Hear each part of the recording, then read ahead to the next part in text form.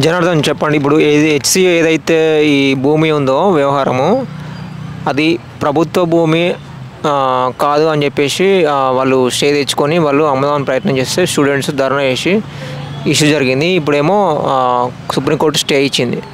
దీని గురించి ఏం చెప్తారు మీరు?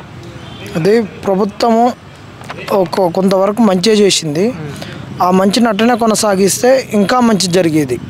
ఏంటంటే ఆ రోజు చంద్రబాబు నాయుడు చేసిన ఒక దుర్మార్గుడు చేసిన దానికి ఇదంతా ఒక కొనసాగింపు వస్తుంది. 2003లో యూనివర్సిటీ భూములను అభివృద్ధి పనులకు, ఒక విద్యా వ్యవస్థకు, ఒక విద్యాలయాలకు వాళ్ళ ముందు తరం వాళ్ళు యూనివర్సిటీని స్థాపించినప్పుడు 1000 ఎకరాలు ఎందుకు ఇచ్చారు?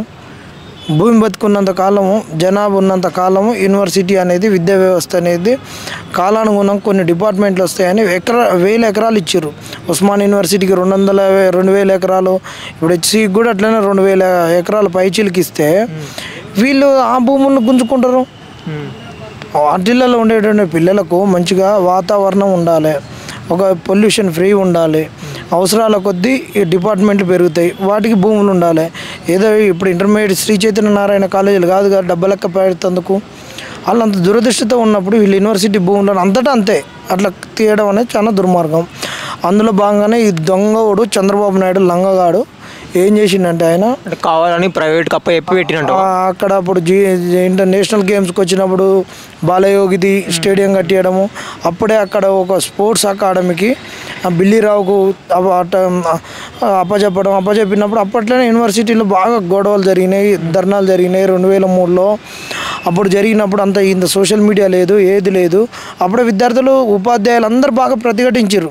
ఆయనదంతా ఇంటర్నేషనల్ ప్రభుత్వం కదా, అంతా కార్పొరేట్ ప్రభుత్వం కదా. ఆయన న్యూయార్క్ టైమ్స్నే మేనేజ్ చేసి అసలు చంద్రబాబు విజనరీ, దేశ ప్రపంచానికి ఈయనే మేధావి అని రాయించుకున్నటువంటి గొప్పోడు కాబట్టి ఆ రోజు ఆయనకు అనుగుణంగా రాతలు రాపించుకొని ఆయన ఒక రామోజీరావు కూడా ఉన్నాడు కాబట్టి ఒక దుర్మార్గుడు ఈ రాష్ట్రాన్ని ఆగం పట్టించినోడు రామోజీ ఫిలిం సిటీ. ఈ భూములు తిన్న భూబకాసురులు వీళ్ళందరూ కూడా లంగగాళ్ళు. వీళ్ళ వల్ల వచ్చినటువంటిది. వాళ్ళ రామోజీరావు ఆ రోజు రామోజీరావు అట్లాగని చెప్తే ఆయన గురువు ఈయన కాడ భూములు తీసుకోవడం, ఈయనకు అడ్డమైన రాతలు రాయడం, ఈయనకు అండగా నిలబడ్డం. ఆ రోజు హెచ్సి భూములను వాళ్ళు అడ్డుకోలేకపోయారు, గుంజుకోలేకపోయారు తిరిగి. అప్పుడు ఉన్నటువంటి ప్రభుత్వం, ప్రతిపక్షంలో ఉన్నటువంటి రాజశేఖర రెడ్డి గారు కాంగ్రెస్ వచ్చినాక ఈ భూమిని నేను ప్రభుత్వాన్ని అసలు పోనీయను ప్రైవేటు పరులకు అని చెప్పిండు, కేసు వేసిండు. ఈయన ప్రభుత్వం మారింది, రాజశేఖర రెడ్డి వచ్చిండు, కేసు అప్పుడు ఆయన డెవలప్ చేయలేదు. అప్పటికి యూనివర్సిటీ వాళ్ళు ప్రతిఘటించారు. వాళ్ళకి ఇంకో మంచి అవకాశం వచ్చింది, వాళ్ళు కొట్లాడడానికి అవకాశం ఉంది. అప్పుడు ప్రభుత్వం రాజశేఖర రెడ్డి ప్రభుత్వం, వాళ్ళు చంద్రబాబు పోయిండు, వాడు బిల్లీరావుకు భయం అయింది, వాడు డెవలప్ చేయలేదు. డెవలప్ చేయలేదు కాబట్టి ఉన్నటువంటి వాళ్ళ అగ్రిమెంట్ ప్రకారం ఒక 3 ఏళ్ళలో డెవలప్ చేయకుండా తిరిగి ఇవ్వాల్సిన భూమినప్పుడు ఏం చేసిర్రు? మాకే కావాలని యూనివర్సిటీ పోయింది, ఇది లేదు మాకు ప్రభుత్వానికి మాకు అప్పచెప్పిర్రు, మేము వాళ్ళకు అప్పచెప్పినాం, వాళ్ళకు ప్రైవేట్ సంస్థకు ఫస్ట్. కాబట్టి ఇది ప్రభుత్వానికి చెందుద్దని వాళ్ళు ప్రభుత్వం ముగ్గురు పోయి కొట్లాడారు.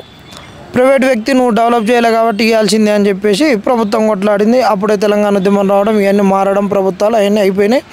అట్ట కొట్లాడి కోర్టులో పోయి కాంగ్రెస్ వాళ్ళు అది ప్రైవేట్ ఓనికి పోకుండా ప్రభుత్వాన్ని తీసుకొచ్చారు.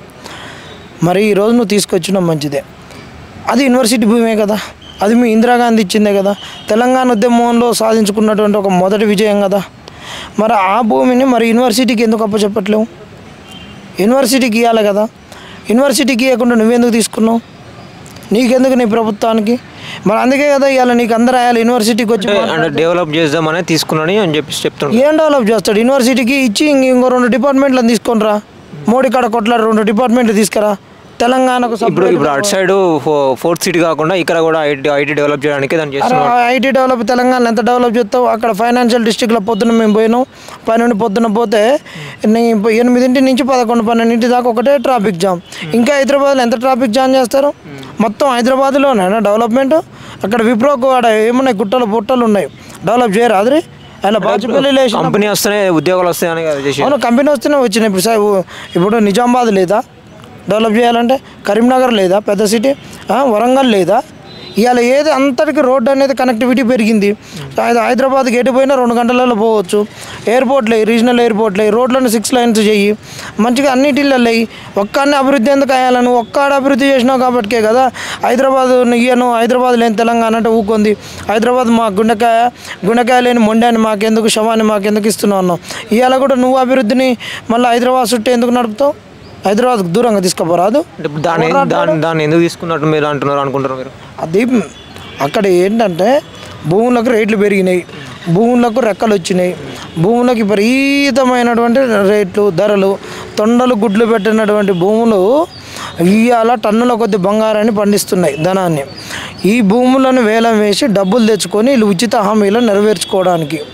నీ కాడ హామీలకు పైసలు లేవు, నువ్వు వస్తావో రాదో నీకు తెలియదు, గవర్నమెంట్కి వచ్చినావు. మరి ప్రజల్ని ఆర్థికవేత్తలను అందరిని కూర్చోబెట్టుకొని నువ్వు అరే బాబు నాకు అడిగిన పైసలు లేవు, ఏం లేవు, ఆర్థిక వ్యవస్థ ఎట్లా ఉన్నదని, చిన్న భిన్నమైందని మేధావులతోటి అందరితోటి ప్రజలకు మెప్పించి మేము ఏమి ఇవ్వగలుగుతాం, రాష్ట్రం యొక్క ఆర్థిక స్థితిగతులను ఏ విధంగా మెరుగుపరచగలుగుతాం, అప్పుల నుండి బయటపడేయగలుగుతాం అనేటటువంటిది నువ్వు ప్రజలకు ఎందుకు చెప్పలే? ఎన్నికలప్పుడు అప్పుల తెలంగాణ అని నువ్వు చెప్పినటువంటి వానివి, ఎన్నికలు వచ్చినాక ఎందుకు ప్రజలకు మరి ఎన్నికల వరకు అప్పుల తెలంగాణ, ఎన్నికలు అయిపోగానే ఎమ్మటే ధనవంతుల తెలంగాణ అయిందా? ధనవంతపు తెలంగాణ అయిందా? మరి ధనవంతుల తెలంగాణ అయితే మరి భూములు ఎందుకు చేస్తున్నావు? భూములు ఎందుకు అమ్ముతున్నావు? మరి భూములు అమ్ముతున్నావు అంటే మరి ఎవరి కొరకు అమ్ముతున్నావు? ఎలా 200 ఎకరాలు, 400 ఎకరాలు, 300 ఎకరాలు కంపెనీ, 400 ఎకరాలు కంపెనీకి అని రాస్తావు, కానీ 300 ఎకరాల వరకు బినామీకా? ఒక 100 ఎకరాలు బినామీలకు రాపించుకుంటారా? నీకు నచ్చినోనికి రాసుకుంటారా? వాని మీద పేపర్ మీద అగ్రిమెంట్ 400 ఎకరాలే, కానీ అన్అఫీషియల్గా 100 ఎకరాలు ఎవనుకుంటాయి? కాంగ్రెస్ అనుకుంటాయి. వీళ్ళు ఎమ్మెల్యేలకు, వీళ్ళ మంత్రులకు, ముఖ్యమంత్రులకు, వీళ్ళకి అందరికి ఉంటాయి. ఇక్కడ నువ్వు భూములు అమ్మి అప్పులు తెచ్చి పైసలతోటి ప్రభుత్వాన్ని నడుపుతుంటే నేను నడపలేను, నువ్వు నడపలేవా? అప్పులు తెచ్చి ఉన్నదాన్ని ఒక సక్రమంగా నడపాల్సిన బాధ్యత కదా నీది. ఇటు ఏడబడితే ఆడ భూములు అమ్మి చేస్తుంటే అరే పెళ్లి చేసుకున్నావు, నువ్వు కష్టం చేసి పిల్లల్ని చదువుకో, పిల్లలు చదువుకో, అప్పులు తెచ్చి పిల్లల్ని చదువుతుంటే ఇప్పుడు గవర్నమెంట్ ఆ భూమి ఏదైతే ఉందో సరే ఇప్పుడు అది స్టే ఇచ్చింది, అది ఇప్పుడు దాన్ని ఆపేసి హెచ్సిఏకి ఇద్దామని అన్నది. అయితే దాంట్లో అసెంబ్లీలో స్వయంగా సీఎం రేవంత్ రెడ్డి ఎప్పుడైతే వీళ్ళు బుల్డోజర్లు పంపించేసి చెట్లని కొలగొట్టినాకో ఆ జింకలన్నీ బయటకు వచ్చి రోడ్డు మీకు వచ్చినాయి అంటే అక్కడ అసెంబ్లీలో వచ్చినాయి. అసెంబ్లీలో మాత్రం రేవంత్ రెడ్డి జింకలు లేవు, ఏం లేవు అని చెప్పేసి మాట్లాడిండు. అదే జింకలు ఉన్నాయి, అన్నీ ఉన్నాయి. వీళ్ళు పొలిటికల్ స్టేట్మెంట్ కొరకు వచ్చింది కాబట్టి ఎడిటెడ్ అది ఇది అని చాలా మాట్లాడతారు. ఆ వాస్తవానికి హాస్టళ్ళలోకి వచ్చినాయి జింకలు, ఆ జింక పిల్లలు తెచ్చినాయి, అవన్నీ చూసినాం, కళ్ళారా చూసినాం. ఈరోజు మీరు గెలిచి తెచ్చింది మంచిదే, ఆ భూమిని మళ్ళీ యూనివర్సిటీకి అప్పచెప్పండి. మళ్ళీ ఆ పార్క్ కడతాం, ఈ పార్క్ కడతాం ఎందుకు? అంటే ఎకో పార్క్ వేస్తామని చెప్పేసి మాట్లాడుతాం. ఎకో పార్క్ లేదు, గికో పార్క్ లేదు. ఆ యూనివర్సిటీ భూమి మీరు ఆ యూనివర్సిటీ వాళ్ళే కాపాడుకుంటారు. బీఆర్ఎస్ కూడా అంటారు డిమాండ్ మేము ఎకో పార్క్ వేస్తాం వచ్చిన తర్వాత. ఎకో పార్క్ లేదు, ఏది లేదు, యూనివర్సిటీకి భూమి, ఏ ఎకో పార్క్లు వద్దు. ఆ ఎకో అలా కొన్ని నెమ్మలు ఉన్నాయి, జింకలు ఉన్నాయి, ఇంకా ఇతర జంతువులు కూడా ఉన్నాయి. దానికి సంబంధించింది ఓవరాల్గా దీన్ని ఎకో పార్క్ ఇవ్వాలా లేకున్నది ఒకటి అని చెప్పేసి. అవును, మరి ఇన్ని రోజులు మరి వాళ్ళు చేసుకోలేదా? యూనివర్సిటీ వాళ్ళు కాపాడుకోలేదా? ఇన్ని రోజులు యూనివర్సిటీ వాళ్ళు కాపాడుకున్నారు కదా ఆ భూమిని. వీళ్ళు ఏ ప్రభుత్వం ఉండి కాపాడుకున్నా వాళ్ళే కాపాడుకున్నారుగా. వీళ్ళు ఎందుకు ఎకో పార్క్ చేసేది? ఆ యూనివర్సిటీకి ఆ భూమిని వాళ్ళే కాపాడుకుంటారు. యూనివర్సిటీలోకే ఉంచాలి ఆ భూమి, ఎవడు గుంజుకోవద్దు, ఎవడు చేసుకోవద్దు. భవిష్యత్తులో యూనివర్సిటీ వాళ్ళకు బయోడైవర్సిటీని కాపాడడంలో వాళ్ళు దిట్ట. ప్రపంచంలోనే యూనివర్సిటీ అనేటటువంటి చాలా రీసెర్చ్లో అడ్వాన్స్డ్. ఏది చేసినా ఈ ఎకోసిస్టమ్కి దెబ్బ చేయకుండా చేస్తారు. అక్కడ బాటనీ అనేది మంచి స్ట్రాంగ్గా ఉన్నది డిపార్ట్మెంటు. చాలా లైఫ్ సైన్స్ అనేటువంటి చాలా అడ్వాన్స్డ్ రీసెర్చ్లో ఉన్నారు వాళ్ళు. ఆ భూమిని ఆ యూనివర్సిటీకి ఇస్తే భవిష్యత్తులో వాళ్ళు దేన్ని ఉపయోగించుకున్నా ఈ తెలంగాణకు, ఈ హైదరాబాద్, మరి ముఖ్యంగా ఈ హైదరాబాద్కు ఒక ఊపిరితిత్తులుగానే మారుస్తారు. దాన్ని యూనివర్సిటీ చేస్తుంది.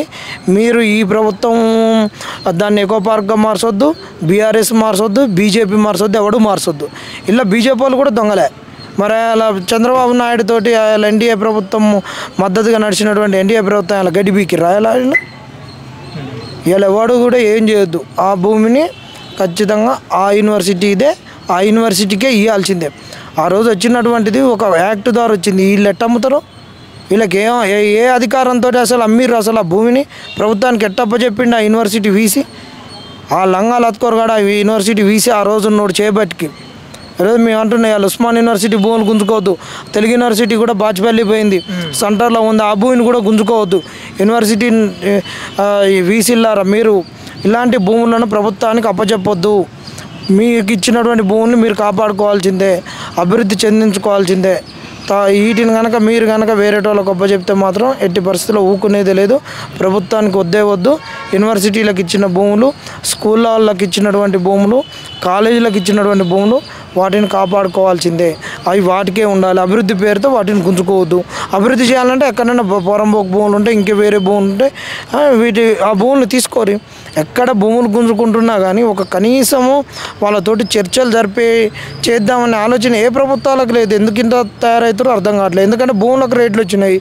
మంచి రేటు ఉన్న కాడ ఎకరం 100 కోట్లు, 200 కోట్లు, 300 కోట్లు కాడ అడ్డగోలుగా అగ్రిమెంట్లు చేసుకోవడం, వానికి 100 ఎకరాలు అవసరమైతే 200 ఎకరాలను రాయడం, వానికి 100 ఎకరాలు ఇవ్వడం, 100 ఎకరాలు నీ దగ్గర ఉంచుకోరా అని బినామీలుగా రాసుకోవడం, వీరి ప్రభుత్వాలు ఎంజాయ్ చేయడం. ఇది పెద్ద దుర్మార్గం. ఇప్పుడు మొన్న డెవలప్మెంట్ అని స్టార్ట్ చేసిన తర్వాత కోర్టు స్టే ఇచ్చింది. అయితే దీనికంటే ముందు కొన్ని ఇమేజెస్ మీరు ఏతో క్రియేట్ చేసి మీరు కావాలనే దీన్ని రెచ్చగొట్టి ఆపిచ్చేస్తాడు మీరు చేసిర్రు, వైరల్ చేసిర్రు అని చెప్పేసి కేసులు కూడా పెట్టారు. దానికి సంబంధించి నిన్న బట్టి విక్రమార్క కూడా ఉపసంహరించుకోవాలని చెప్పేసి అన్నారు. అది నిజమే? కేసులు ఉపసంహరించుకోవాలి. ఏఐ లేదు, గిఐ లేదు.